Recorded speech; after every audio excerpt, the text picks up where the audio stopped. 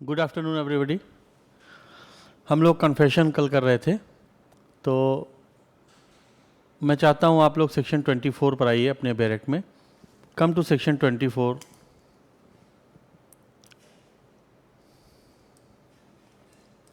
जरा धारा 24 को पढ़िए आप। Read section 24।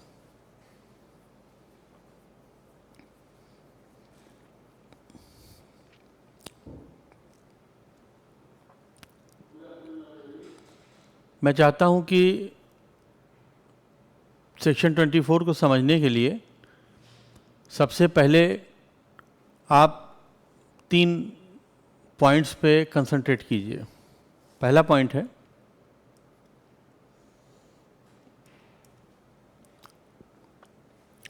संस्वीकृति यानी कन्फेशन किसने की है।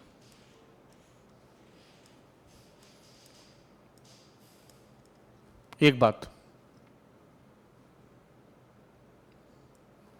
दूसरी बात, संस्वीकृति क्यों की है।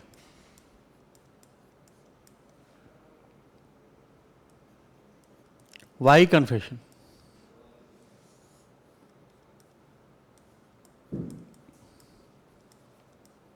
और तीसरी बात, संस्वीकृति किससे की है। सबसे पहले ये बात समझना है। तो अगर आप सेक्शन 24 पढ़ें तो देखिए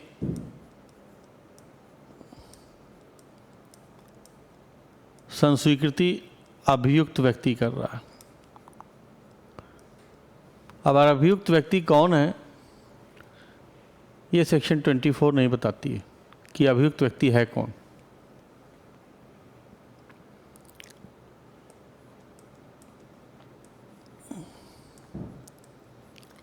इस बिंदु पर मैं चाहता हूं आप सोचिए।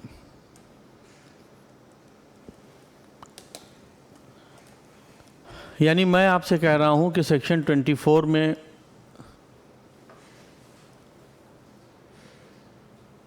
जो कन्फेशन हो रहा है, सेक्शन 24 में जो कन्फेशन हो रहा है वो किससे किया जा रहा है, कौन कर रहा है, कौन तो अभियुक्त है।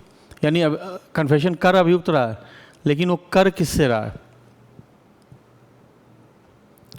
और मैं आपसे कह रहा हूं, आई एम सेइंग दैट, कि वो किसी से भी कर सकता है।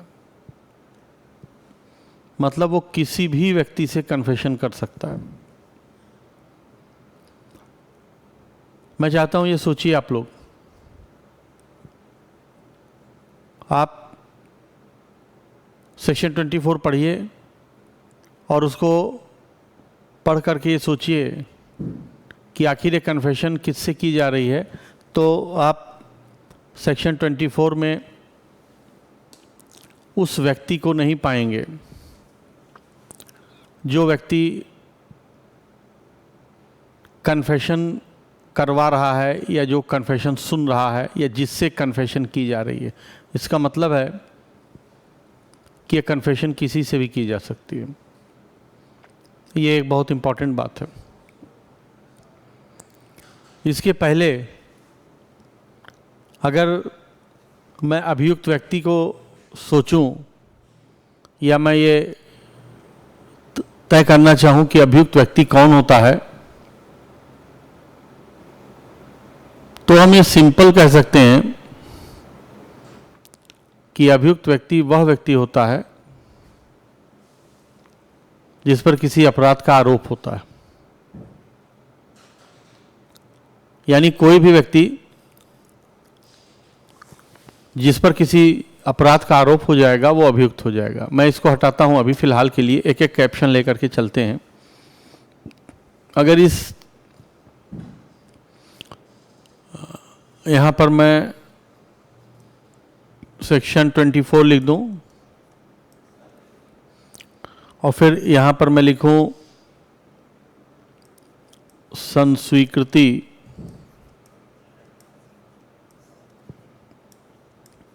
अभियुक्त व्यक्ति के द्वारा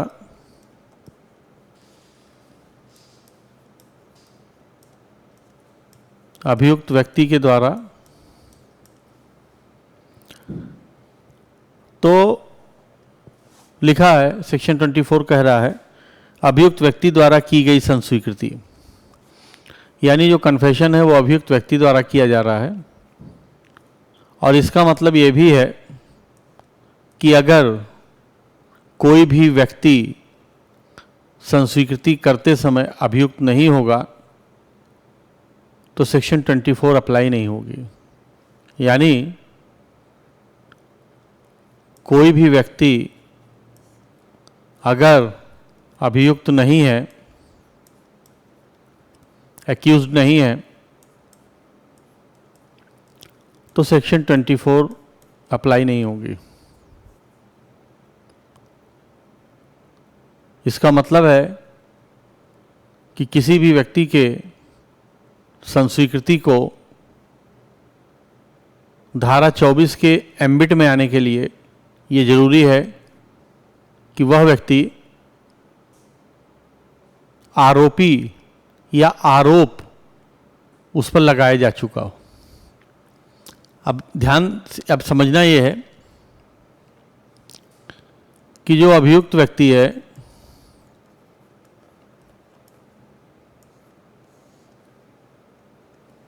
इस पर आरोप आप अपराध का लगा कैसे सकते हैं? अनौपचारिक रूप से।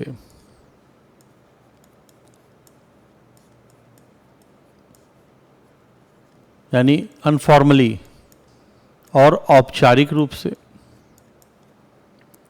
अनौपचारिक रूप से कोई भी व्यक्ति किसी भी समय कह सकता है।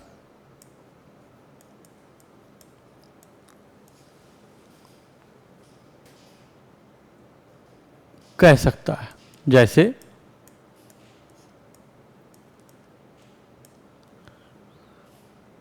एक्स अपने पड़ोसी वाई से कह सकता है कि जेड ने मेरे यहां चोरी की है, यह अनौपचारिक है। एक्स अपने पिता से कह सकता है कि जेड से कि वाई ने मुझे चोट पहुंचाई है, अनौपचारिक है। इसमें किसी औपचारिकता की आवश्यकता नहीं है, ये सिर्फ सूचना है, इंफॉर्मेशन है। लेकिन औपचारिक रूप से जो अपराध लगाने का, आरोप लगाने का तरीका है कि फला व्यक्ति ने या किसी व्यक्ति ने कोई अपराध किया है, तो बहुत बेसिक तौर पर हम अगर देख लें तो आप सीआरपीसी में सेक्शन 154, 155 और section 2D read with chapter 15 ये। अगर आप देखें औपचारिक रूप से अपराध लगाने को, तो मैं आपसे ये कह रहा हूं कि जब संज्ञेय मामलों की सूचना पुलिस अधिकारी को दी जाती है कि फला व्यक्ति ने, जिसको आप प्रथम सूचना रिपोर्ट भी कहते हैं, और असंज्ञेय मामलों की सूचना जब आप देते हैं पुलिस अधिकारी को, तो ये दोनों सूचना देने की प्रक्रिया और सूचना देने के बाद उसके अभिलेखन की प्रक्रिया सीआरपीसी के सेक्शन 154 और 155 में लिखी गई है। तो औपचारिक रूप से जब पुलिस को कोई सूचना दी जाती है अपराध किए जाने की, तब वो फॉर्मल एक्यूजिशन होता है, यानी औपचारिक रूप से आपराधिकता का आरोपण होता है। तब माना जाता है कि जिस व्यक्ति के नाम से एफआईआर की गई है, यानी कि इस व्यक्ति ने अपराध किया है, ये कहा गया है, तब माना जाता है कि वह व्यक्ति अभियुक्त है। और दूसरी बात, जब मजिस्ट्रेट के समक्ष किसी कार्रवाई करने के दृष्टिकोण से कोई लिखित या मौखिक आवेदन दिया जाता है, 2D की डिफिनीशन में, सीआरपीसी की मैं बात कर रहा हूँ, तब भी ये माना जाता है कि वह व्यक्ति या किसी व्यक्ति ने अपराध किया है या वह व्यक्ति अपराधी है। तो ये बात हमेशा ध्यान में रखना है कि जो अभियुक्त होता है, कोई भी व्यक्ति अभियुक्त तब तक नहीं होता है जब तक कि उसके ऊपर किसी अपराध करने का आरोप लगा नहीं दिया जाता। ये यहाँ पर जब मैं बार बार आरोप कह रहा हूँ तो आपको आरोप टेक्निकली उस आरोप पर नहीं जाना है जो कि हम जानते हैं सेक्शन 211 से लेकर के 224 तक जिसके संबंध में व्यवस्था की गई है सीआरपीसी में। आप जानते होंगे चार्ज फ्रेमिंग का जो स्टेप होता है सेशन वारंट ट्रायल में, वो बात मैं नहीं कह रहा हूँ। मैं एकदम सामान्य भाषा में अभियुक्त को समझाने का प्रयास कर रहा हूँ, और जिसके अंतर्गत मैं आपसे ये कह रहा हूँ कि जब तक किसी व्यक्ति के ऊपर अपराध का आरोप नहीं लगाया जाएगा तब तक वो अभियुक्त नहीं होगा, और जब तक वो अभियुक्त नहीं होगा तब तक वह व्यक्ति संस्वीकृति अगर करता है तो वो सेक्शन 24 के एम्बिट में नहीं आती। यानी कि उस व्यक्ति को अभियुक्त होना चाहिए, उसके ऊपर फॉर्मल एक्यूजेशन या इनफॉर्मल एक्यूजेशन होना चाहिए, वो एक्सेप्ट कर ले कि हाँ मैंने ये अपराध किया है, और उसके बाद इस संबंध में जानकारी दे तो ये मान लिया जाएगा कि वो कन्फेस कर रहा है। अभियुक्त होना चाहिए, ये पहला पॉइंट था। यानी सेक्शन 24 का जो हमने चार्ट बनाया था अभी कि अभियुक्त व्यक्ति द्वारा की गई संस्वीकृति की सुसंगतता, तो वो सुसंगतता का जो पहला तत्व है वो ये है कि सेक्शन 24 में आप देखेंगे, यहाँ पर मैं लिखता हूँ सेक्शन 24 में वो कौन करेगा, मैं सिर्फ कौन लिखता हूँ, और कौन के नीचे मैं लिखता हूँ अभियुक्त। तो मेरे ख्याल से अब ये बात क्लियर हो जानी चाहिए। तो ये अभियुक्त के द्वारा किया गया मैंडेटरी है, आवश्यक है। दूसरी बात, क्यों करता है अभियुक्त, क्यों करता है? तो इस क्यों का जवाब जानने के लिए अगर हम सेक्शन 28 पढ़ लें, कल हम लोगों ने इसका रेफ़र किया था, इसका रेफरेंस लिया था। सेक्शन 28 अगर आप पढ़ेंगे, उसमें मैंने कल एक फ्रेज़ आपको निकाल के बताया था। मैं पढ़ रहा हूँ, यदि कोई संस्वीकृति जैसा कि धारा 24 में निर्दिष्ट है, यानी कि हम सेक्शन 28 को सेक्शन 24 के कन्फेशन के लिए रेफ़र कर सकते हैं। न्यायालय की राय में उसके मन पर उस प्रभाव के जो किसी उत्प्रेरणा, धमकी या वचन द्वारा कारित हुआ है। ये फ्रेज़ हम 28 से निकाल लें अगर, तो हम ये कह सकते हैं कि मन पर प्रभाव पड़ने के कारण ये कन्फेशन किया जाता है। ये कन्फेशन अभियुक्त क्यों कर रहा है? क्योंकि उसके मन पर प्रभाव पड़ा है। ये प्रभाव क्यों पड़ा है? क्योंकि या तो उसे धमकी दी गई है, या तो उसे उत्प्रेरणा दी गई है या उत्प्रेरित किया गया है, और या तो उसे वचन दिया गया। अब इन तीनों का अर्थ हम समझेंगे अभी इस संबंध में। सबसे पहले स्टेप पर जो मैं आपको समझा रहा हूँ वो ये है, पहली बात, कौन करता है? अभियुक्त व्यक्ति। दूसरी बात, क्यों करता है? मन उसका प्रभावित होता है। मन के प्रभावित होने का कारण क्या होता है? 3 कारण है, धमकी, वचन या उत्प्रेरणा उसको दी गई है। अब यहीं पर एक चीज़ अगर और हम देख लें तो ये पूरा हो जाए, यानी कि ये धमकी, वचन और उत्प्रेरणा देता कौन है? तो अगर सेक्शन 24 आप पढ़ें तो वहाँ पर लिखा गया है, मैं पढ़ रहा हूँ, उसकी तीसरी लाइन में मैं पढ़ रहा हूँ। तो मेरे साथ अब आप बेयर एक्ट पढ़ने की इस तरह से आदत डालिए कि मैं किसी भी सेक्शन का जो फ्रेज़ आपको कोट करूँगा तो पूरा सेक्शन पढ़ने की ज़रूरत नहीं है। जैसे मैं कहूँगा कि ये चीज़ आप देखिए तो आपको सिर्फ वही चीज़ वहाँ से देखना है। जैसे मैंने सेक्शन 28 में आपसे कहा कि आप देखिए कि धारा 28 से सेक्शन 28 से हमको ये क्लियर होता है कि अभियुक्त व्यक्ति के मन पर प्रभाव पड़ता है, यानी उसका मन प्रभावित होता है। क्यों प्रभावित होता है? क्योंकि उसको धमकी, वचन या उत्प्रेरणा दी जाती है। तो वहाँ से वो फ्रेज़ हमने निकाल लिया और उसको यहाँ पर ला करके सेट कर दिया। अब सेक्शन 28 ये नहीं बताती है कि ये प्रभाव कैसा पड़ा है, किसने दिया है, इस प्रभाव के कारण न्यायालय को क्या अपना विचार बनाना चाहिए, ये वो नहीं बताती है, ये सेक्शन 24 बताती है। तो अकॉर्डिंग टू सेक्शन 24 अगर आप देखिए तो ये धमकी, वचन या उत्प्रेरणा ये प्राधिकार वान व्यक्ति की तरफ से दिया गया। तब ये पॉइंट हमारा यहाँ पर पूरा हो जाता है। यानी कि धमकी, वचन और उत्प्रेरणा किसने दिया है, प्राधिकारवान व्यक्ति ने।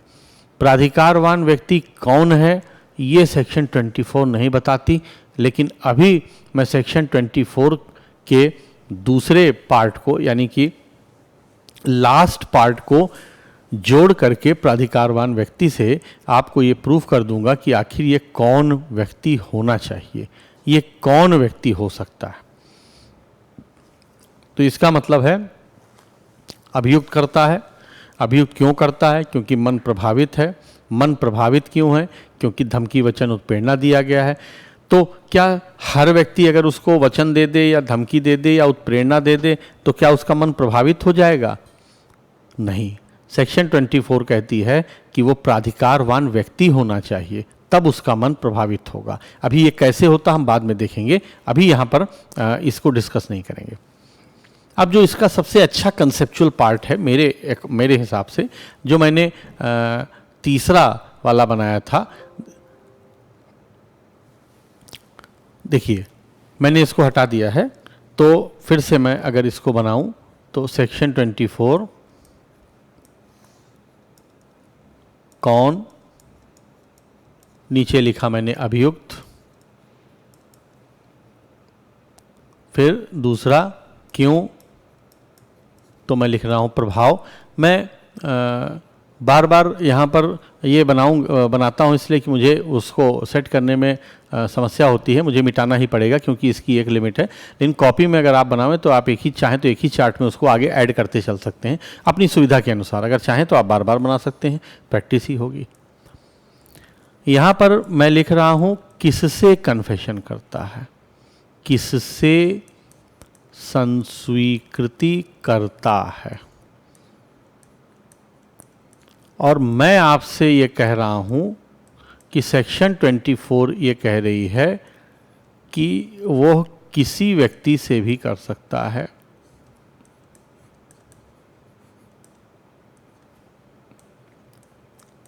कर सकता है। ये सेक्शन 24 नहीं बताती है। आप फिर से पढ़िए सेक्शन 24। यानी सेक्शन 24 ये नहीं बताती है कि अभियुक्त व्यक्ति किससे संस्वीकृति करता है, किससे वो कन्फेस करता है, ये वो नहीं बताती है। तो हमने इससे कंक्लूजन ड्रॉ किया कि वो किसी भी व्यक्ति से कर सकता है। अब इसमें अगर हम सिर्फ 24 को देखें और ये कंक्लूजन ड्रॉ कर लें कि वो किसी से भी कर सकता है, तो जो 24 से 30 तक के एडमिसिबिलिटी रूल हैं वो विरोधी हो जाएंगे या रिपग्नेंसी उसमें आ जाएगी। तो इसके लिए हमको इसमें 25 और 26 का भी यूज़ करना होगा, तब हम एकदम परफेक्टली जान पाएंगे कि ये किस व्यक्ति से करता है। अब आप देख लीजिए किस व्यक्ति से करता है। इसमें अगर हम पहला वर्ग बनावें और यहाँ लिखें पुलिस ऑफिसर से,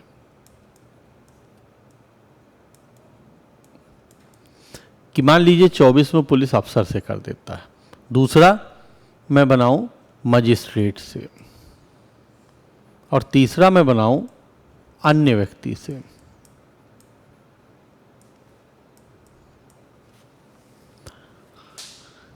बना सकते हैं क्योंकि सेक्शन 24, 25 और 26 में व्यक्तियों का जो वर्गीकरण है वो इन्हीं 3 वर्गों में बांटा गया है। अब आप देख लीजिए सेक्शन 25 एब्सोल्यूट लॉ है, एब्सोल्यूट बार है। इसका मतलब धारा 24 में जिस व्यक्ति से कन्फेशन की जा रही है वो पुलिस ऑफिसर नहीं हो सकता है, क्योंकि वह संस्वीकृति धारा 25 के अनुसार कभी भी साबित नहीं की जाएगी। तो जब धारा 25 के अनुसार कभी भी साबित नहीं की जाएगी और धारा 24 की संस्वीकृति साबित भी की जा सकती है, इसलिए ये ध्यान रखना है कि धारा 24 में वो पुलिस ऑफिसर से नहीं कर सकता है।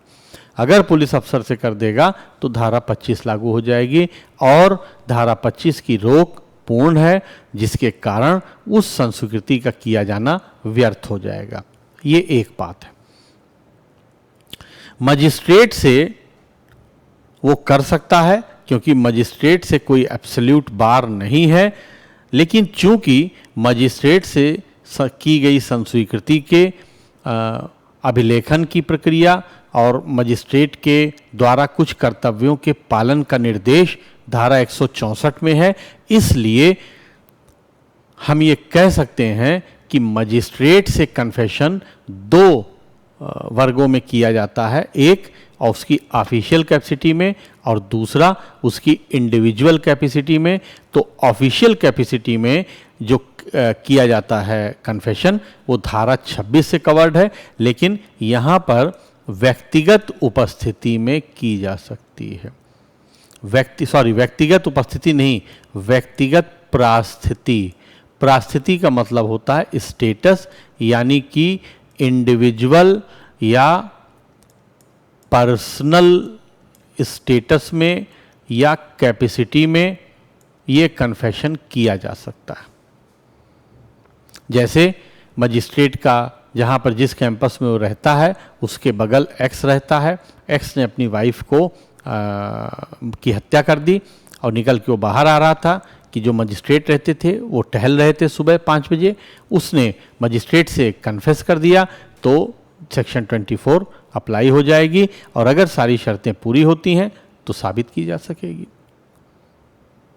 ये बात हमेशा ध्यान रखना है। और अन्य व्यक्ति है तो अन्य व्यक्ति के संबंध में कोई रोक नहीं है। इसका मतलब है कि कोई भी व्यक्ति जो सेक्शन 24 में कन्फेस करता है वो पुलिस से नहीं कर सकता है, पूर्ण रोक है। मजिस्ट्रेट से पर्सनल कैपेसिटी में करेगा और अन्य किसी भी व्यक्ति से कर सकता है, किसी भी व्यक्ति से कर सकता है, इसमें कोई रोक नहीं है।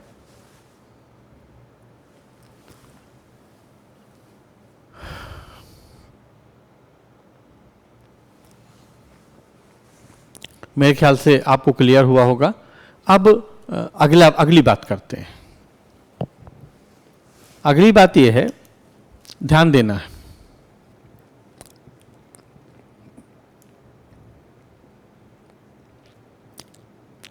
सेक्शन 24, ये अगला पॉइंट है। 3 पॉइंट तो वहां पे आया। अगला पॉइंट ये है कि अगर सेक्शन 24 में संस्वीकृति की जाती है तब ये रूल अप्लाई है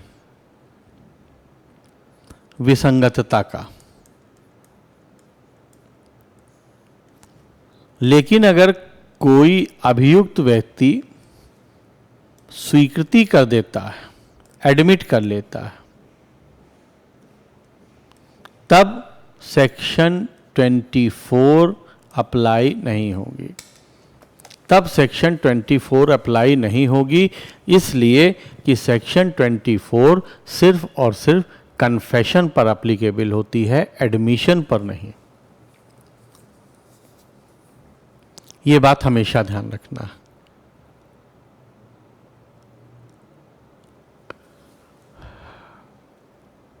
स्वीकृति अगर करता है मजिस्ट्रेट तो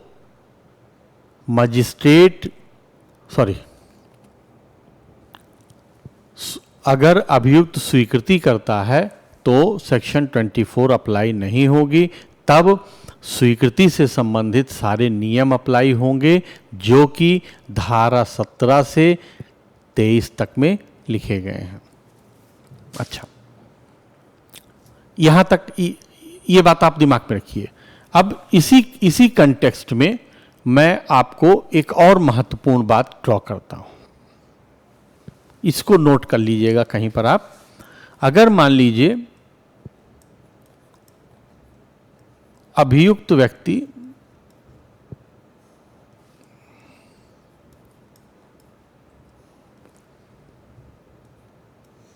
स्वीकृति करता है, कोई भी स्वीकृति, कि मेरा इनसे दुश्मनी था, मैं फला दुकान से चाकू खरीद कर लाया था, ये मुझसे जलते थे, कुछ भी वो स्वीकृति करता है।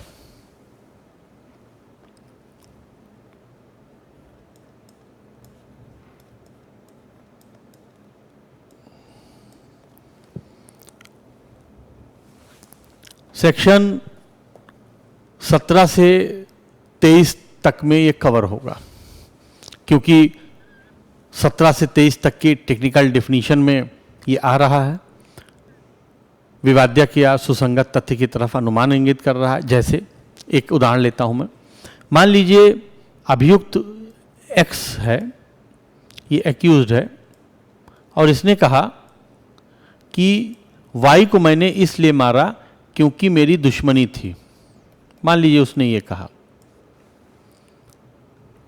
तो आप जानते हैं कि ये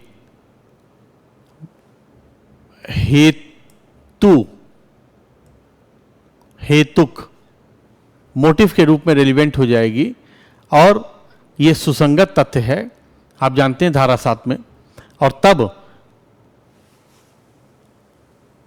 ये कहना उसका स्वीकृति माना जाएगा, क्योंकि धारा 17 के अनुसार कि किसी भी विवाद्यक या सुसंगत तथ्य की ओर अनुमान इंगित करने वाला जो कथन होता है वो स्वीकृति होता है। तो यहाँ पर दुश्मनी का जो इंडिकेशन कहा गया है, दुश्मनी को जो स्वीकार किया गया है, या दुश्मनी के बारे में जो चीज़ कहा गया है, इसे धारा 17 की टेक्निकल डेफिनेशन में माना जाएगा, इसलिए कि ये सुसंगत तथ्य की तरफ अनुमान इंगित करने वाला है और ये कथन है। ये उन परिस्थितियों में कहा गया है जिन परिस्थितियों में और जिस व्यक्ति के द्वारा ये कथन कहा जाना चाहिए, धारा 18 से लेकर के 20 तक। तो ये पहले बात ध्यान रखना है। लेकिन यहीं पर एक बहुत कनेक्टेड बात, इंटरनली कनेक्टेड बात मैं आपको बताता हूं कि अगर ये स्वीकृति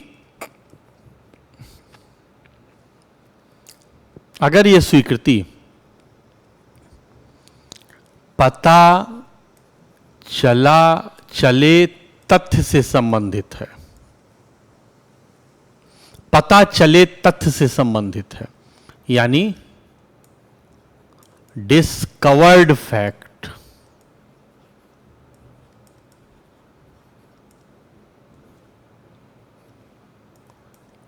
तब ये सेक्शन 27 में कवर हो जाएगा। यानी तब यही एडमिशन सेक्शन 27 में कवर्ड होगी। जरा आप सेक्शन 27 में आइए, मैं पढ़ रहा हूं, आई एम रीडिंग सेक्शन 27। परंतु जब किसी तथ्य के बारे में यह अभिसाक्ष्य दिया जाता है कि किसी अपराध के अभियुक्त के व्यक्ति से जो पुलिस ऑफिसर की अभिरक्षा में हो, प्राप्त जानकारी के परिणाम स्वरूप उसका पता चला है, देख लीजिए, पता चला तथ्य। और यहाँ पर मैं इंग्लिश वर्जन इसका अगर पढ़ दूं, provided that when any fact is deposed to as discovered in consequence. तो ये हमेशा ध्यान रखिएगा, 3 पॉइंट हमने पहले, कौन करता है, किससे करता है और क्यों करता है, और अब चौथा पॉइंट होगा ये जो मैं, एक बात ये ध्यान रखिएगा, ये डिस्कशन मैं आपको सेक्शन 24 समझाने के लिए कर रहा हूँ, सेक्शन 24 की बारीकियों को समझाने के लिए कर रहा हूँ, ताकि वो कंसेप्ट जो है वो समझ में आ जाए। ये एक बात। दूसरी बात, जब मैं आपको ये लिखवाऊंगा तब इसमें ये सारी बातें नहीं होंगी, तब वो एक फॉर्मल एकेडमिक आंसर राइटिंग होगी जो कि आपको मुख्य परीक्षा में लिखना होगा। इसलिए ये बात हमेशा ध्यान रखिएगा। इसीलिए चार्ट बनाते समय जो मैं समझा रहा हूं दिमाग में अपने सेट करते चलिए और उसको लिखते चलिए बगल में। अच्छा, ये अगला पॉइंट था, अब इसको हटा देता हूं।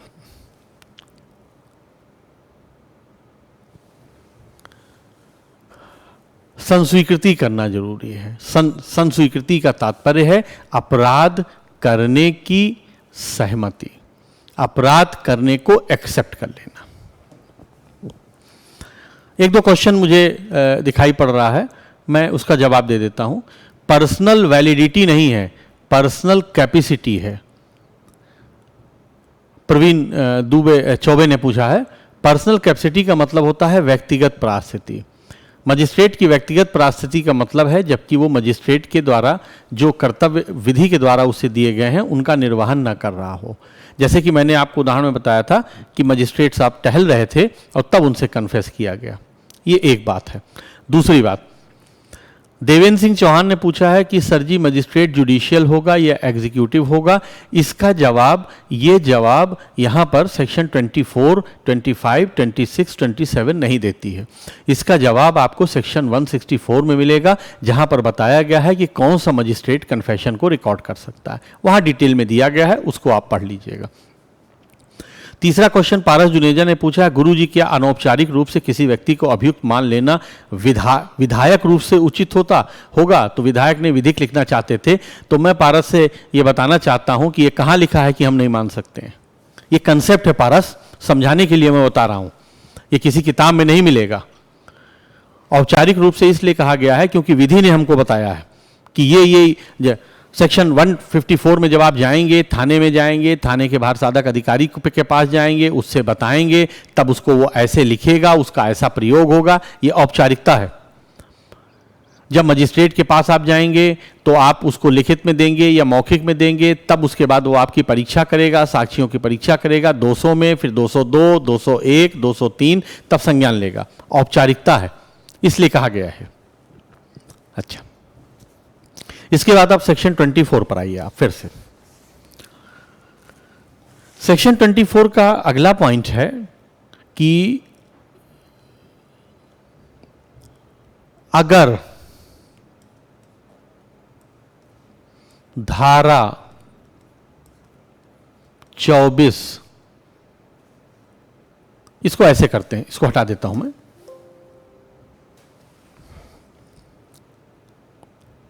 धारा 24 लिखता हूं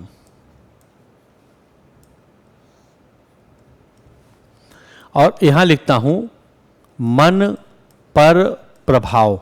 अब दोबारा लिखने की आवश्यकता नहीं है मन का प्रभाव का, कि उसके नीचे मैं लिखूं धमकी वचन उत्प्रेरणा और फिर उसके नीचे लिखूं प्राधिकारवान व्यक्ति। अगर मैं मन का प्रभाव लिख रहा हूं सेक्शन 24 में, तब ये आप मान के चलिएगा कि ये मन का प्रभाव किस लिए है, क्योंकि धमकी वचन या उत्प्रेरणा दिया गया। ये धमकी वचन उत्प्रेरणा क्यों दिया गया है, ये अभी हमने नहीं डिस्कस किया। ये धमकी वचन या उत्प्रेरणा किसने दिया है? प्राधिकारवान व्यक्ति ने। तो अगर मन पर प्रभाव के कारण संस्वीकृति है या संस्वीकृति की गई है,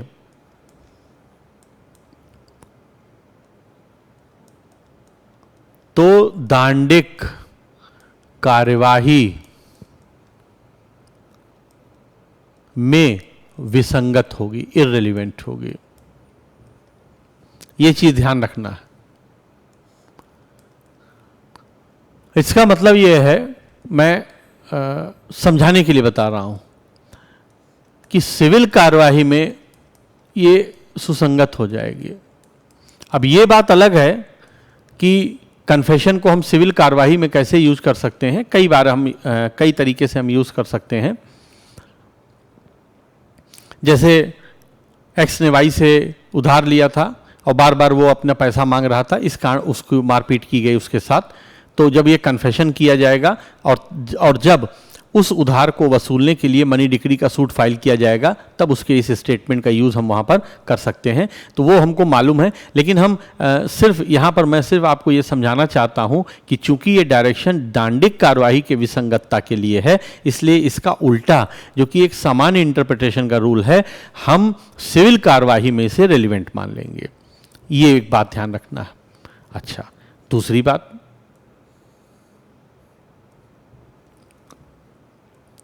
मन पर प्रभाव के कारण संस्वीकृति, यानी प्राधिकारवान व्यक्ति के द्वारा धमकी, वचन या उत्प्रेरणा दी गई और उसके बाद संस्वीकृति की गई। यहां पर मैं लिखता हूं मन पर प्रभाव नहीं।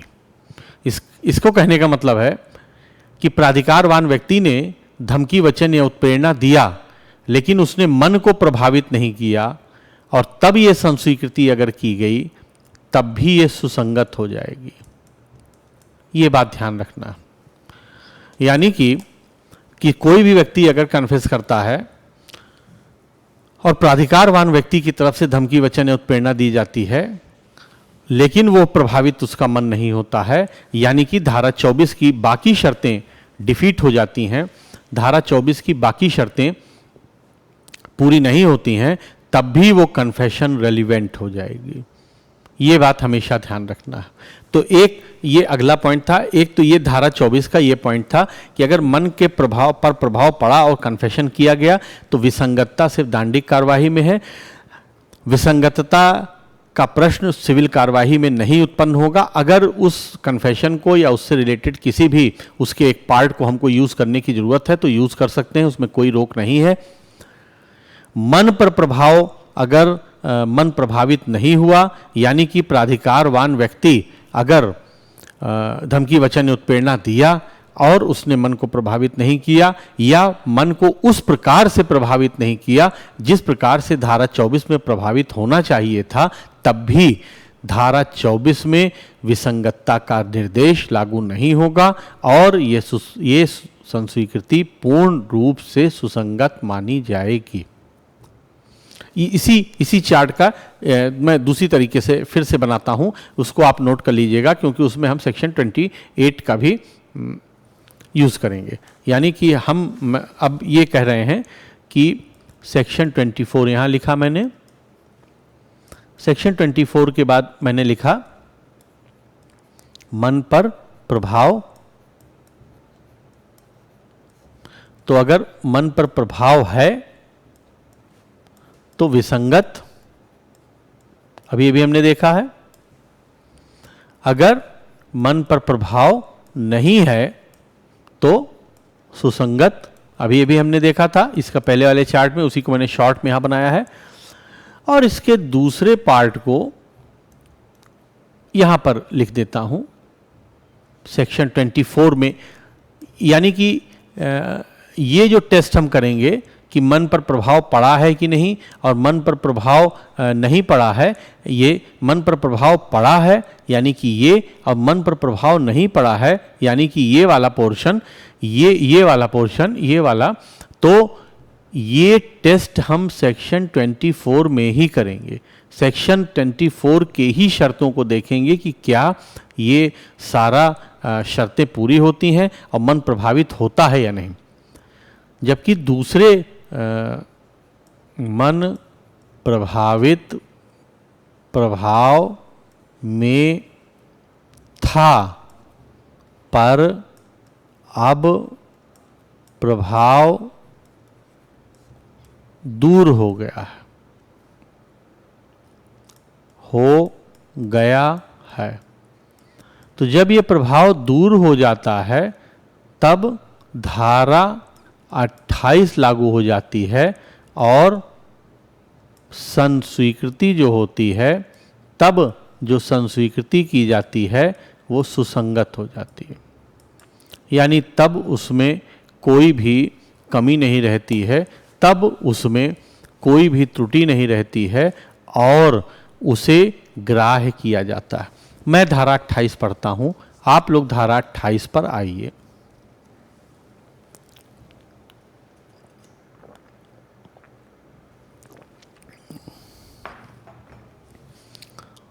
धारा 28 कहती है, यदि कोई संस्वीकृति जैसी कि धारा 24 में निर्दिष्ट है,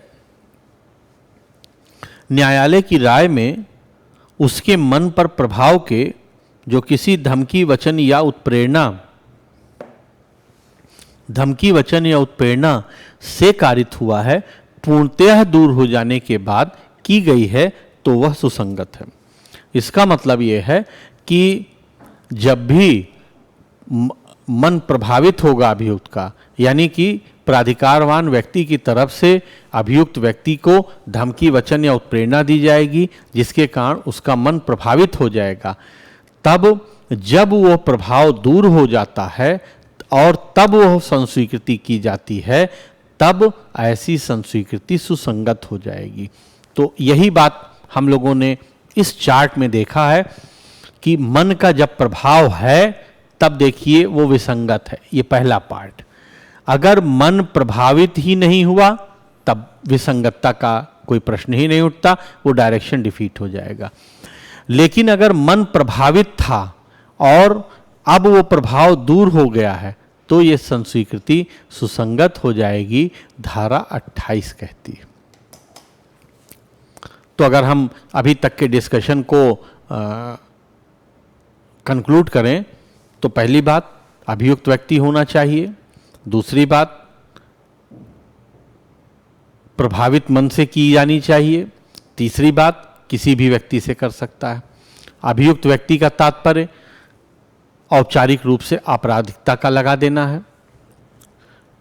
किसी भी व्यक्ति से किए जाने में 3 वर्ग में हमने बांटा था, पुलिस से करेगा टोटली बार्ड है, 25 लागू हो जाएगी। मजिस्ट्रेट से करता है इंडिविजुअल कैपेसिटी में चेक करेगा, व्यक्तिगत परिस्थिति में करेगा। अगर ऑफिशियल कैपेसिटी में करता है या कार्यात्मक परिस्थिति में करना चाहता है तब धारा 26 में जाना पड़ेगा हमको। इसके अलावा वो अन्य किसी भी व्यक्ति से कर सकता है। ये पहला चार्ट था हमारा, ये पहला वर्ग था पॉइंट का। दूसरा पॉइंट हमने बनाया कि दांडिक कार्यवाही में ही विसंगत होगी, सिविल कार्यवाही में इसकी विसंगतता लागू नहीं होगी, उसको यूज किया जा सकता है, उसमें कोई दिक्कत नहीं है।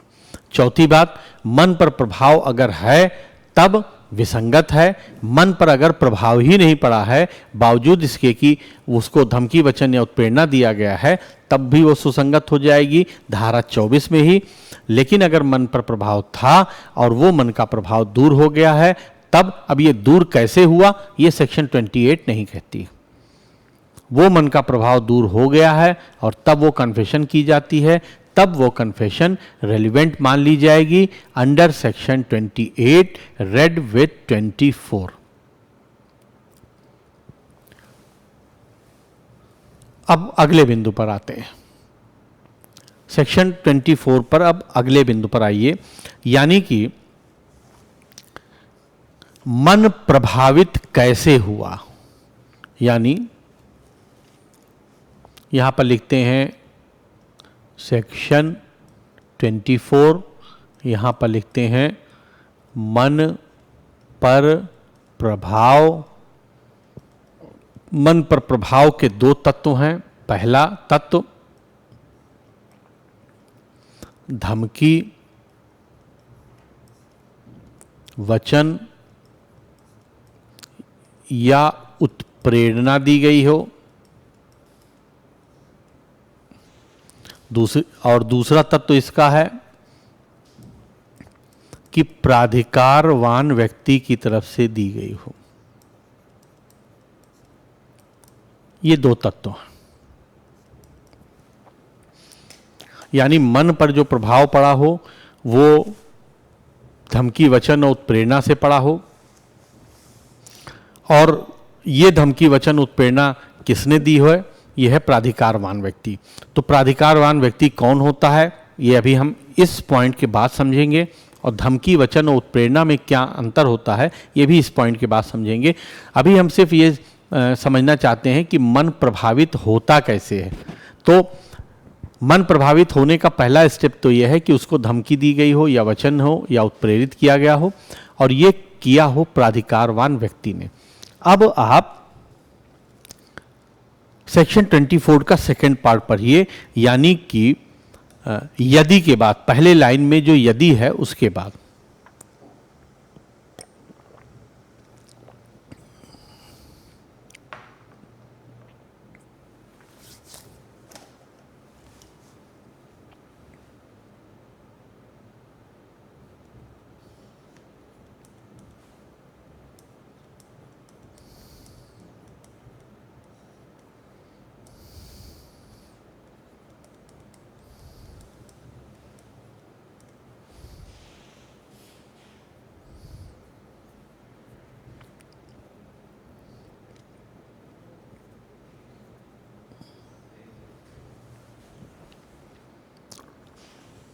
मन प्रभावित कैसे होता है, तो इसका अगला पॉइंट है कि ये जो धमकी, वचन या उत्प्रेरणा दिया गया है वो आरोप के बारे में दिया गया है, यानी कि आरोप के संबंध में उसको दिया गया है। आरोप का तात्पर्य क्या है? जिस अपराध को करने के लिए उसके ऊपर एलिगेशन लगाया गया हो, यानी कहा गया हो कि आपने हत्या किया है, आपने रेप किया है, आपने मर्डर किया है, आपने चोरी किया है, इत्यादि इत्यादि, वो आरोप के बारे में होना चाहिए। दूसरी बात,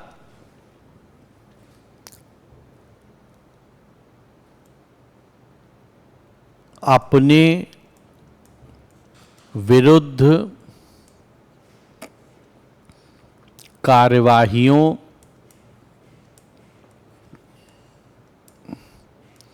के बारे में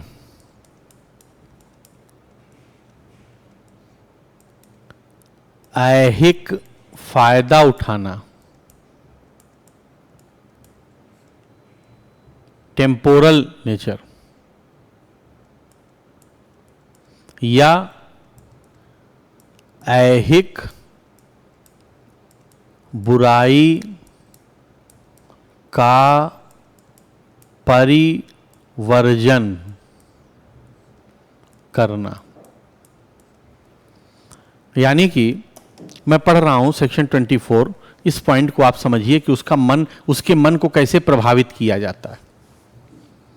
यहां जो चार्ट में लिखा गया है उसके अनुसार उस जो लिखा गया है उसको मैं आपको रिलेट करके बताता हूं कि कैसे मन प्रभावित हो रहा है। मन प्रभावित इस तरीके से हो रहा है कि उसको या तो धमकी दी गई है, या उत्प्रेरित किया गया है, या वचन दिया गया है।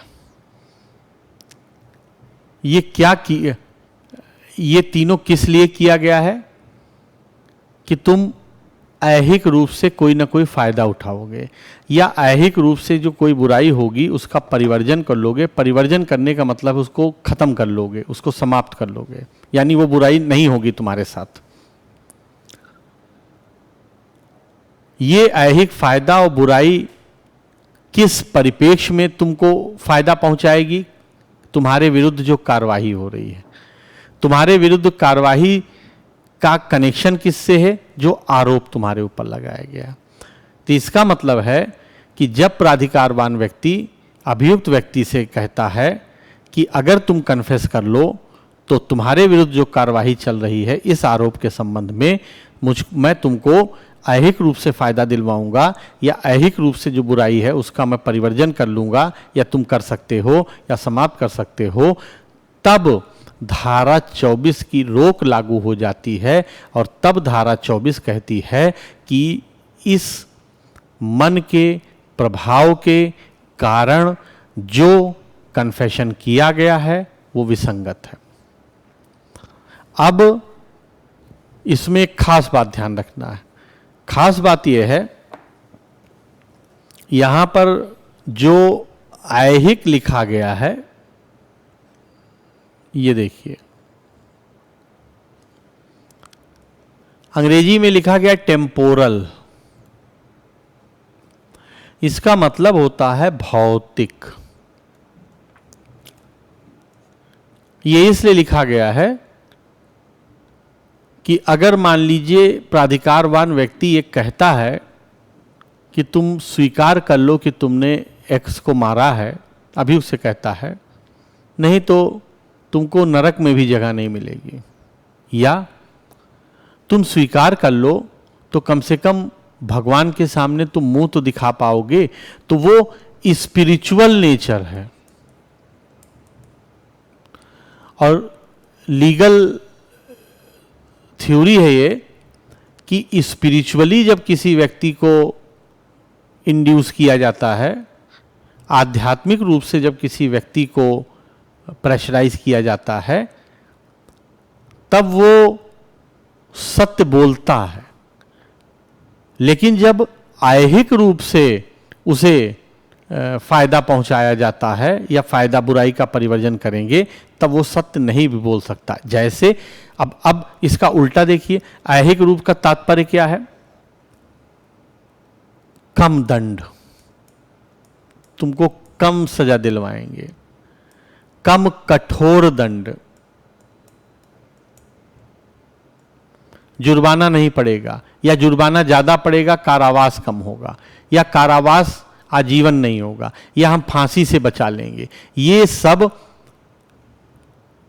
टेम्पोरल नेचर के फायदे हैं, टेम्पोरल नेचर का बुराई है, जिसके खात्मे के लिए उत्प्रेरित किया जाता है, वचन दिया जाता है या धमकी दी जाती है।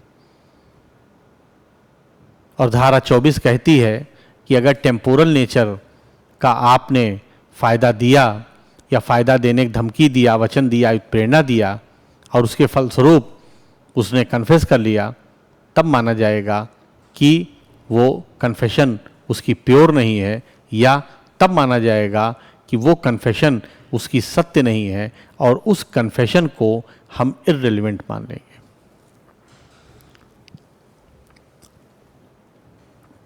समझ लीजिए फिर से, मन पर जो प्रभाव है वो किस लिए है?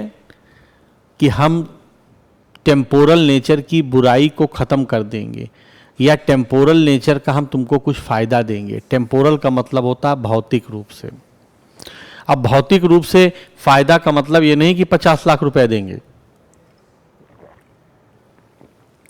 ये बात ध्यान रखिएगा। अगर कन्फेशन ये करके करा दिया जाए कि तुमको इतना पैसा हम देंगे, तो वो यहाँ कवर नहीं होगा। इसलिए कि आप देख लीजिए, ये जो टेम्पोरल नेचर का फायदा है, ये कार्यवाहियों के कंटेक्स्ट में एप्लीकेबल है, जो कार्यवाही हो रही है उसके संबंध में एप्लीकेबल है। और ये इस कार्यवाही का कनेक्शन आरोप से है, जो आरोप आपके ऊपर लिखा है, लगाया गया है। मैं पढ़ता हूं, मैं इसको कंफर्म कराने के लिए एक बार आपको वो लाइन पढ़ देता हूं, वो फ्रेज पढ़ता हूं सेक्शन 24 का। और जो न्यायालय की राय में इसके लिए पर्याप्त हो कि वो अभियुक्त व्यक्ति को यह अनुमान करने के लिए युक्तियुक्त प्रतीत होने वाले आधार देती है कि उसे उसके ऐसे करने से वो अपने विरुद्ध कार्यवाहियों के बारे में ऐहिक रूप से कोई फायदा उठाएगा या ऐहिक रूप से किसी बुराई का परिवर्जन कर लेगा। तो ऐहिक रूप से जो बुराई है और ऐहिक रूप से जो फायदा है, ये दोनों कनेक्टेड हैं आरोप और उस आरोप से संबंधित कार्यवाही से। ये हमेशा ध्यान रखिएगा।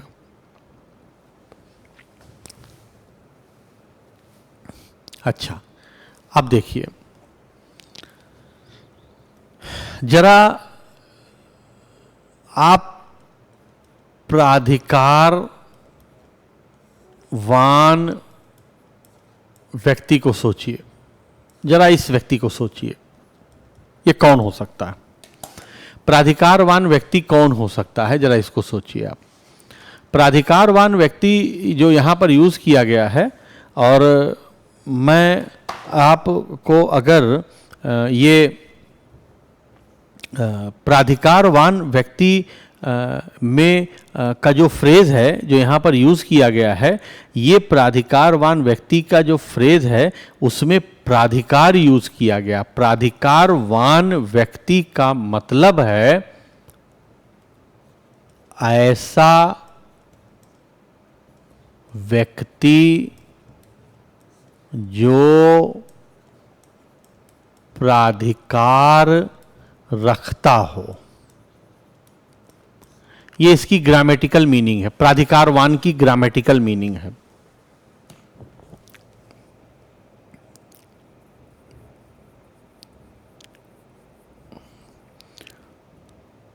प्राधिकारवान व्यक्ति का यहां पर लिख देता हूं मैं, पर्सन इन अथॉरिटी लिखा गया,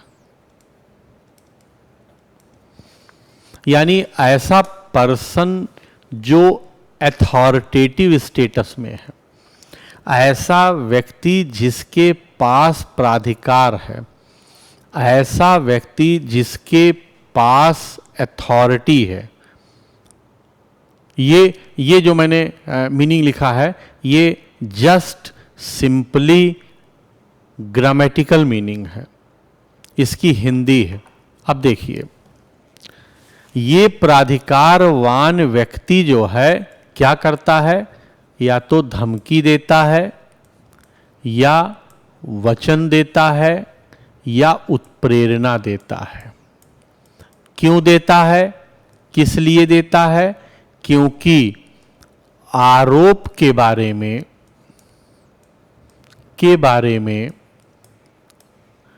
जो विरुद्ध कार्यवाहियां हैं, विरुद्ध कार्यवाहियों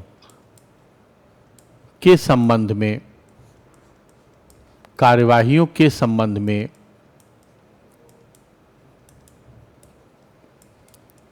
ऐहिक फायदा उठाओगे। देख लीजिए, ये जो प्राधिकारवान व्यक्ति है, जो प्राधिकार रखता है ऑब्वियसली अभियुक्त पर, वो ये धमकी, वचन या उत्प्रेरणा दे रहा है कि तुम कन्फेशन अगर कर लोगे तो तुम्हारा जो आरोप है और उसके संबंध में तुम्हारे विरुद्ध जो कार्यवाही चलेगी, मैं ऐहिक फायदा तुमको पहुंचाऊंगा। तो इसका मतलब है कि ये जो प्राधिकार है, ये जो अथॉरिटी है, ये फायदा पहुंचाने की अथॉरिटी रखता है उसको।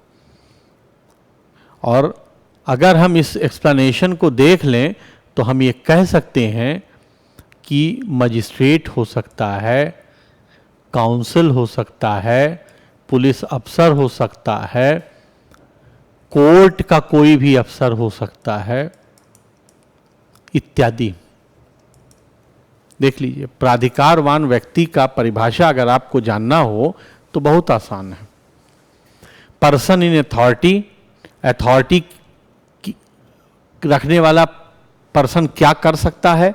ऐहिक फायदा पहुंचा सकता है।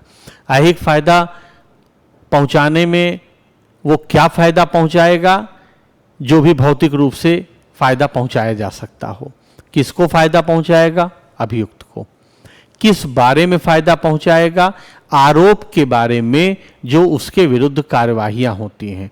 तो ये सारे तत्वों को, इन सारे एलिमेंट्स को जब हम मिला देंगे तो हम ये कह सकते हैं कि सेक्शन 24 में पर्सन इन अथॉरिटी यानी प्राधिकारवान व्यक्ति वह व्यक्ति होता है जो कि अभियुक्त के विरुद्ध आरोप के संबंध में होने वाली कार्यवाहियों में ऐहिक रूप से दखल दे सकता है, यानी ऐहिक रूप से किसी बुराई को समाप्त कर सकता है या ऐहिक रूप से किसी बुराई का फायदा पहुंचा सकता है।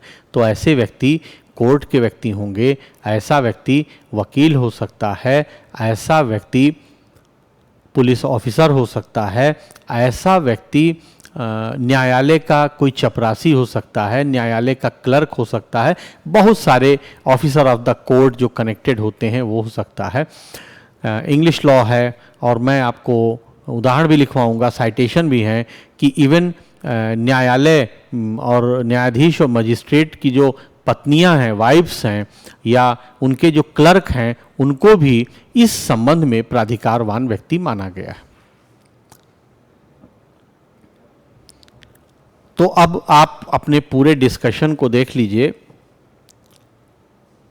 हमने अभियुक्त व्यक्ति को समझा, हमने दांडिक कार्यवाही वाला कनेक्शन देखा, हमने कन्फेशन का पहले ही अर्थ देख लिया है, हमने प्राधिकारवान व्यक्ति का तात्पर्य देखा, उसके बाद हमने ऐहिक का अर्थ देखा, उसके बाद हमने ये कन्फेशन रेलिवेंट कब हो जाएगी ये देखा। अब अगली बात देखिए,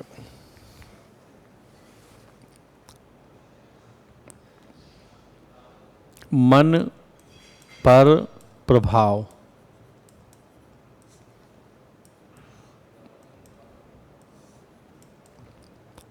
बदले में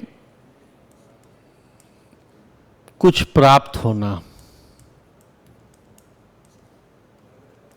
अगर देयर इज सम कंसिडरेशन, अगर बदले में कुछ प्राप्त होता है या वो कहता है कि तुम बदले में हम तुमको देंगे कुछ न कुछ, दोनों कुछ उसको लालच देता है, वो तो बदले में यानी कि अभियुक्त को कुछ प्राप्त होगा। समथिंग, कुछ भी हो सकता है, वो काइंड हो सकता है, कुछ भी हो सकता है। तो ये वचन है।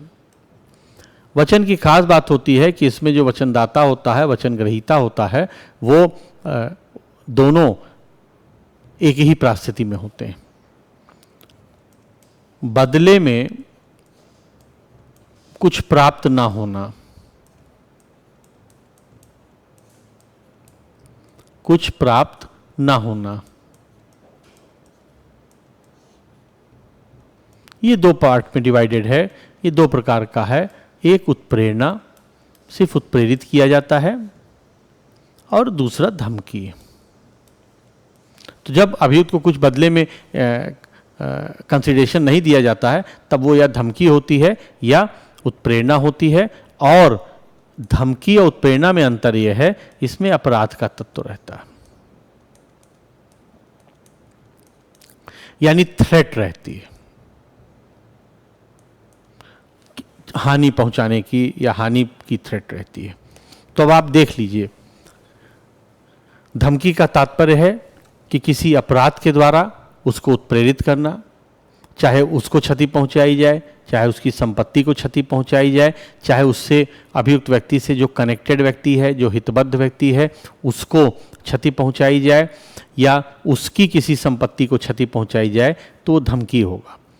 उत्प्रेरित करने में कुछ मिलता नहीं है, सिर्फ उसको उस स्थिति में पहुंचाया जाता है कि अगर उत्प्रेरणा ना दिया जाता तब वो काम ना करता। इसमें समझाने बुझाने का तत्व रहता है, इसमें धमकी का तत्व नहीं रहता है, अर्थात अपराध का तत्व नहीं रहता, इसमें क्षति का कोई भी एलिमेंट नहीं होता है।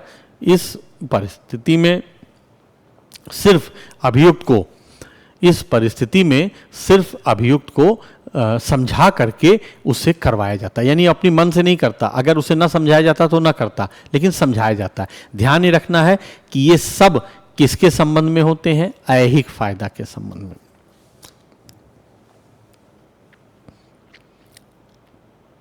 अब ध्यान रखना है। और वचन जो है, वचन में प्राइवेट पर्सन को कुछ ना कुछ, वचन में अभियुक्त व्यक्ति को कुछ ना कुछ प्राप्त होता है ऐहिक रूप से, वो किसी भी रूप में हो सकता है।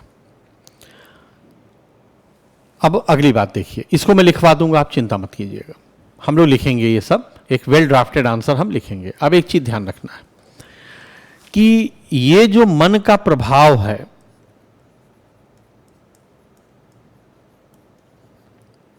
ये देखेगा कौन?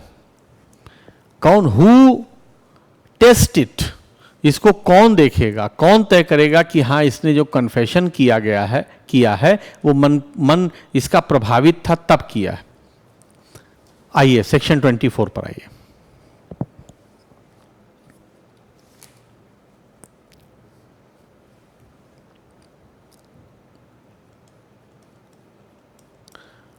देख लीजिए, लिखा है न्यायालय की राय में पर्याप्त हो। तो न्यायालय की राय किस लिए पर्याप्त होगी? देखिए उसके आगे लिखा है कि वह अभियुक्त व्यक्ति को यह अनुमान करने के लिए युक्तियुक्त प्रतीत होने वाले आधार देती है। अभियुक्त को अनुमान हो जाएगा, करने वाले युक्तियुक्त आधार देती हो। देख लीजिए, न्यायालय की को यह राय बनाना है, अर्थात अगर मान लीजिए एक्स जो कि मजिस्ट्रेट का क्लर्क है, या आप इसे पुलिस अफसर भी समझ सकते हैं, इसने वाई से कहा कि तुम कन्फेशन कर लो और हम तुमको सजा कम करवा देंगे, तुम्हारा सजा कम करवा देंगे। तो जो मजिस्ट्रेट है वो ये राय बनाएगा कि क्या जब एक्स ने वाई से ये कहा होगा और जिसके फलस्वरूप में इस वाई ने कन्फेस कर दिया, तो क्या ये पर्याप्त है कि अभियुक्त को ये अनुमान हो गया होगा कि हां मैं ऐहिक फायदा उठा लूंगा। यही न्यायालय सोचता है। और अगर न्यायालय की क्या राय बन गया कि इसने अभियुक्त ने अनुमानित कर लिया होगा कि हां हम कन्फेशन कर लेते हैं और चलो हमको कुछ ना कुछ फायदा मिल जाएगा इससे, तब वो ये मान लेगा कि इसका मन प्रभावित है। और जब वो ये मान लेगा कि इसका मन प्रभावित है, तब कन्फेशन इररेलेवेंट मान ली जाएगी अंडर सेक्शन 24। ये ध्यान रखना, ये ध्यान रखना, अंडर सेक्शन 24। इसी संबंध में एक बात और देखिए आप, इसको हटाता हूं। सत्यजीत ने पूछा है कि प्राइवेट पर्सन हो सकता है क्या, अगर नहीं तो कू अथॉरिटी पर्सन। अब इसका मतलब मैं समझ नहीं पा रहा हूं।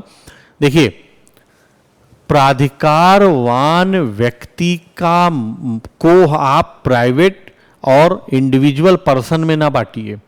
इसलिए आपको नहीं बांटना है क्योंकि सेक्शन 24 ऐसी कोई डायरेक्शन नहीं देती है, एक बात।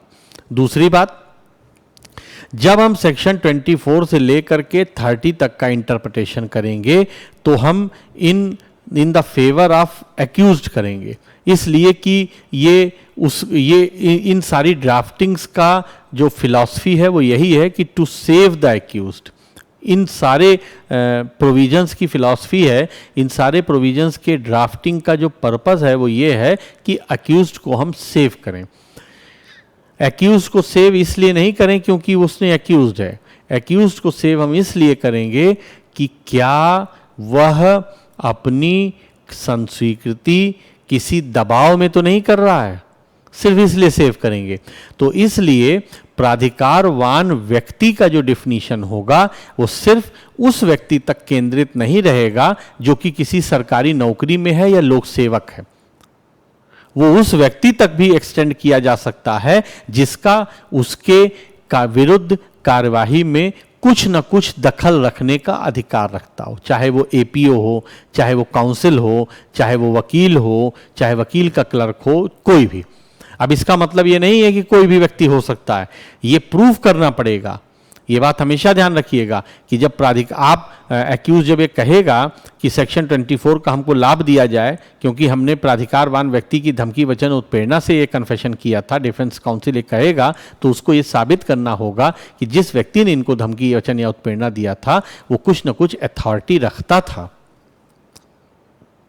ये बात हमेशा ध्यान रखना है। तो इसलिए प्राइवेट और सरकारी या प्राइवेट और पब्लिक सर्वेंट वर्ग में बांटने की कोई आवश्यकता नहीं है।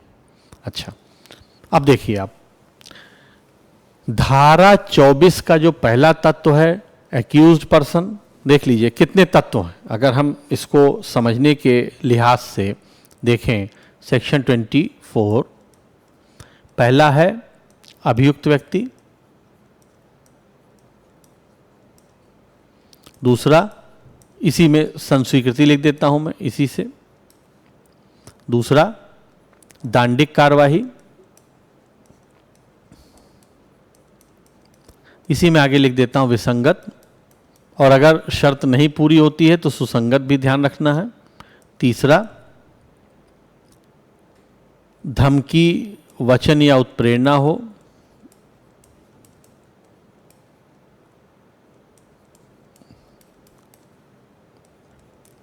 प्राधिकारवान व्यक्ति की तरफ से, पर्सन इन अथॉरिटी। पांचवा, ऐहिक फायदा, फायदा या बुराई का परिवर्जन, परिवर्जन।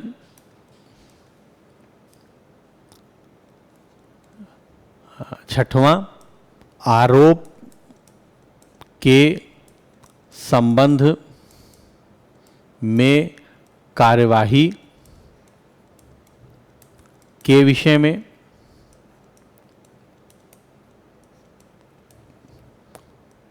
सातवां, न्यायालय की राय। और आठवां, अभियुक्त का अनुमान।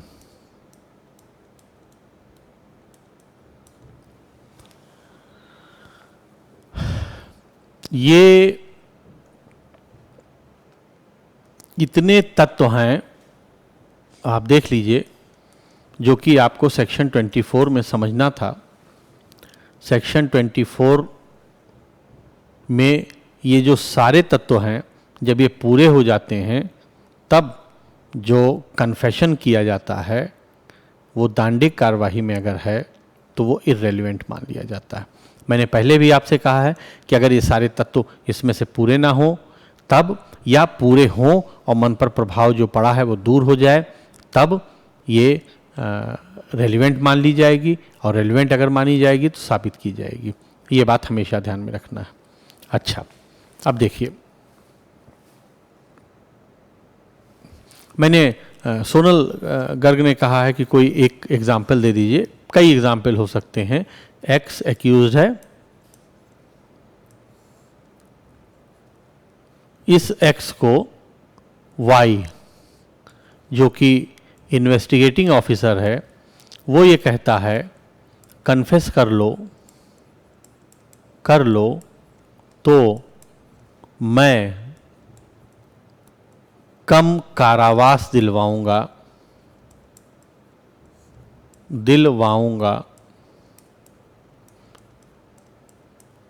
या प्रयास करूंगा, ये प्रयास करूंगा कि कम से कम कारावास हो। तो अब देखिए, और उसके फलस्वरूप एक्स जो है कन्फेशन कर लेता है। अब आप देख लीजिए, अभियुक्त व्यक्ति है एक्स, पहली कंडीशन पूरी है। अभियुक्त व्यक्ति कन्फेस कर रहा है, दूसरी कंडीशन पूरी है। अभियुक्त व्यक्ति कन्फेशन इसलिए कर रहा है क्योंकि उसे ये लालच दिया गया है। ये लालच ऐहिक रूप से है, ऐहिक फायदा है। ये आरोप के संबंध में है, ये आरोप के संबंध में जो कार्यवाही होनी है उसके संबंध में है। ये प्राधिकारवान व्यक्ति की तरफ से दिया गया है, ये उसे उत्प्रेरित किया गया है। न्यायालय, ये अगर कंडीशन ये प्रूफ हो जाती है, ये सारी बातें प्रूफ हो जाती हैं कि एक्स का डिफेंस अगर ये कहता है कि मेरे मुवक्किल ने या मेरे पार्टी ने सिर्फ कन्फेशन इसलिए किया है क्योंकि इसको आईओ ने कहा था कि अगर तुम्हें कर लो तो मैं तुम्हारी सज़ा कम करवा दूंगा या कारावास कम दिलवाऊंगा, तो न्यायालय की राय बन सकती है, बननी चाहिए न्यायालय की राय कि अभियुक्त को यानी एक्स को ये युक्तियुक्त अनुमान हो गया होगा कि उसको ऐहिक फ़ायदा मिल जाएगा, और तब सेक्शन 24 में जो ये कन्फेशन की गई है वो इर्रेलिवेंट हो जाएगी। और अगर ये इर्रेलिवेंट हो गई तब सेक्शन 136 में ये एडमिसिबल नहीं होगी, और अगर सेक्शन 136 में एडमिसिबल नहीं होगी तो 165 पैरा 2 पर निर्णय इस पर आधारित नहीं होगा। यानी कि जो ये कन्फेशन है, ये ध्यान रखना है कि अगर ऐसा हो गया तो ये, अब देख लीजिए आप, ऐसा होने पर ये कन्फेशन इर्रेलिवेंट हो गई सेक्शन 24 में। सेक्शन 24 में इरेलीवेंट होने पर सेक्शन 136 में इसको एडमिट नहीं किया जाएगा, और जब एडमिट नहीं किया जाएगा तो धारा 165 पैरा 2 में ये निर्णय इस पर आधारित नहीं होगा, यानी जो इस आरोप का निर्णय होगा वो इस कन्फेशन पर आधारित नहीं होगा। इसका मतलब है कि ये जो कन्फेशन है इसका कोई महत्व नहीं रह जाएगा। यही सेक्शन 24 का फिलॉसफी है।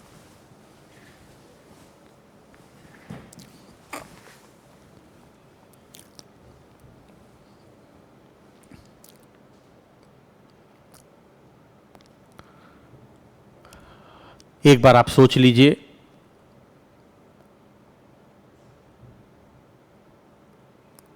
सेक्शन 24 अगर प्राधिकारवान व्यक्ति की तरफ से कोई धमकी, वचन या उत्प्रेरणा दी जाती है और उस धमकी, वचन या उत्प्रेरणा के कारण अभियुक्त व्यक्ति का मन प्रभावित हो जाता है। प्रभावित वो इसलिए होता है क्योंकि वो ये मान लेता है कि मैं कोई ना कोई अहिक रूप से जो फ़ायदा है वो उठा लूँगा, या अहिक रूप से जो बुराई है वो मैं ख़त्म कर लूँगा, और उसके बाद उस कारण से वो कन्फेस कर लेता है, तो कन्फेशन इररिलेवेंट हो जाएगी। और जब कन्फेशन इररिलेवेंट हो जाएगी तब वो एडमिट नहीं की जाएगी, यानी कि अग्राह्य मानी जाएगी सेक्शन 136 पैरा 1 में, और तब वो निर्णय का पार्ट नहीं बनेगी। इसका मतलब है कि इस कन्फेशन को करने का या इस कन्फेशन को किए जाने का कोई महत्व नहीं होगा, ये व्यर्थ हो जाएंगे। ये फाइनल कंक्लूजन है। अच्छा, अब देखिए 2-3 प्रश्न मुझसे पूछे गए हैं, इंटरेस्टिंग मुझे लग रहा है, जरा मैं आपके सामने रखता हूं उसको। पहला क्वेश्चन रसवर्धन ने पूछा है, गुरुजी अभियुक्त का पिता प्राधिकारवान व्यक्ति होगा यदि वह किसी फायदे या बुराई के परिवर्जन के लिए उसे प्रेरित करेगा। अब आप सोचिए, इनके दिमाग में प्रश्न उठा कि अभियुक्त का पिता, सेक्शन 24 क्या ये कहती है कि प्राधिकारवान व्यक्ति अभियुक्त का पिता नहीं हो सकेगा, उसकी माता नहीं हो सकती है, उसकी बहन वाइफ नहीं हो सकती है? नहीं कहती है, ओपन है। इसका मतलब प्राधिकारवान व्यक्ति कोई भी हो सकता है। प्राधिकारवान, देख लीजिए, हमेशा ध्यान रखिएगा आप, मैं लिखता हूं, देखिए, इसीलिए मैं इसको इंक में चेंज करके लिख रहा हूं ताकि आपके दिमाग में ये बात बैठ जाए। प्राधिकारवान व्यक्ति जो है इसका सिर्फ एक टेस्ट है, प्राधिकार, अथॉरिटी। यानी कोई भी व्यक्ति हो, अगर उसके पास ये अथॉरिटी है कि वो कार्यवाही में ऐहिक फायदा पहुंचा सकता है, तो मान लिया जाएगा कि वो प्राधिकारवान व्यक्ति है। प्राधिकारवान व्यक्ति के रूप में उसने अंडर सेक्शन 24 कार्य किया है। प्राधिकारवान व्यक्ति के टेस्ट में, प्राधिकारवान व्यक्ति के क्राइटेरिया में संबंध नहीं है, वो कोई भी संबंध हो सकता है, लेकिन सिर्फ ध्यान क्या रखना है, वो क्या वो उन प्रोसीडिंग्स में इतनी दखल दे सकता है कि ये, देखिए, हमने अभी तय किया था कि न्यायालय की राय में वह अभियुक्त को ये अनुमान लगाने के लिए पर्याप्त हो कि उसे युक्तियुक्त आधार मिल जाए कि मैं अहिक फायदा उठा लूंगा। तो अगर मान लीजिए को उसका कोई भी रिश्तेदार उसको थ्रेट करता है कि तुम ये कर लो, और वो न्यायालय को यही तो टेस्ट करना है, इसीलिए तो लिखा है न्यायालय की राय। न्यायालय यही जांचेगा कि क्या जिस व्यक्ति ने इसको थ्रेट किया है क्या वो इतना दखल रखता था कि वो इसको फायदा पहुंचा सकता था, और क्या अभियुक्त व्यक्ति के मन में ये बात बैठ गई थी कि हाँ ये मुझे फायदा पहुंचा सकता है। अब आप सिंपल बात सोचिए, कोर्ट के बाहर जो चाय की दुकान होती है उसमें जो लड़के काम करते हैं, अगर वो जा करके अक्यूज से कह दे कि हाँ हाँ तुम कन्फेस कर लो और मैं तुमको तुम्हारा सजा कम करवा दूंगा, तो और अभियुक्त कन्फेस कर ले और उसके बाद जा करके वो कहे कि ये प्राधिकारवान व्यक्ति था और साहब इसीलिए हमने कर दिया, सेक्शन 24 का बार लागू आप करा दीजिए, तो क्या न्यायालय लागू करा देगा? इसीलिए न्यायालय की राय in the opinion of the court लिखा गया है कि वो सोचेगा, वो टेस्ट करेगा कि क्या मैं लागू कराऊं कि ना कराऊं।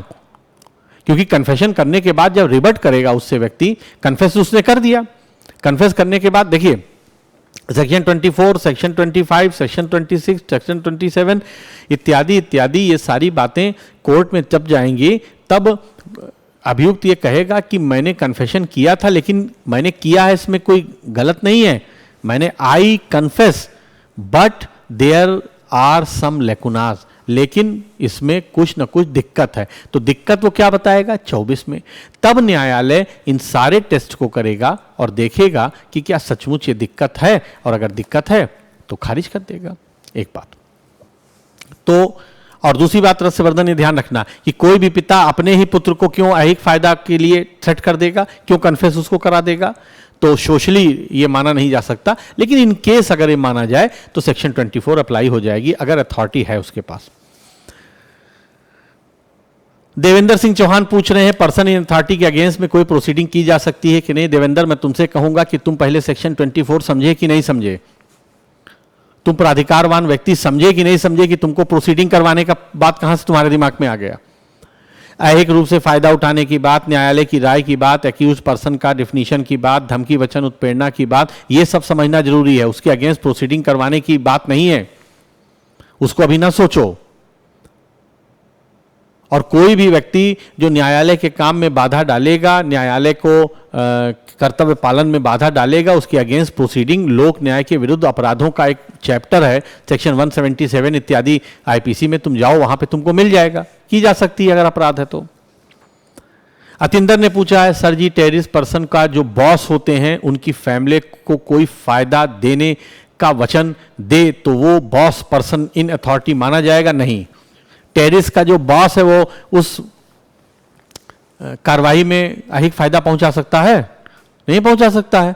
मैंने अभी भी आपको बताया कि प्राधिकारवान व्यक्ति का जो क्राइटेरिया है वो क्या है, प्रोसीडिंग में फायदा पहुंचाना, ना कि अलग से कोई फायदा पहुंचाना। ठीक है, आज मैं यहीं पर समाप्त करता हूं। अब आपकी ड्यूटी है कि जो हमने आज डिस्कस किया है उसको आप रिवाइज कर लेंगे। ध्यान रखना है, कल आप कॉपी पेन अपने साथ रखेंगे। कल सबसे पहले मैं इंट्रोडक्शन लिखवाऊंगा पूरे कन्फेशन का, उसके बाद सेक्शन 24 हम लिखेंगे और उसके बाद तब फिर आगे पढ़ेंगे। लिखना भी जरूरी है, इसलिए मैं चाहता हूं कि आपको लिखवा दिया जाए। ठीक है, अब ब्रेक लेते हैं और रजिस्ट्रेशन एक्ट उसके बाद पढ़ते हैं। ध्यान रखना है कि आपको अपने ऐप में रजिस्ट्रेशन एक्ट वाले फोल्डर में जाकर के लॉगिन करना है। ठीक है, मिलते हैं, गुड बाय।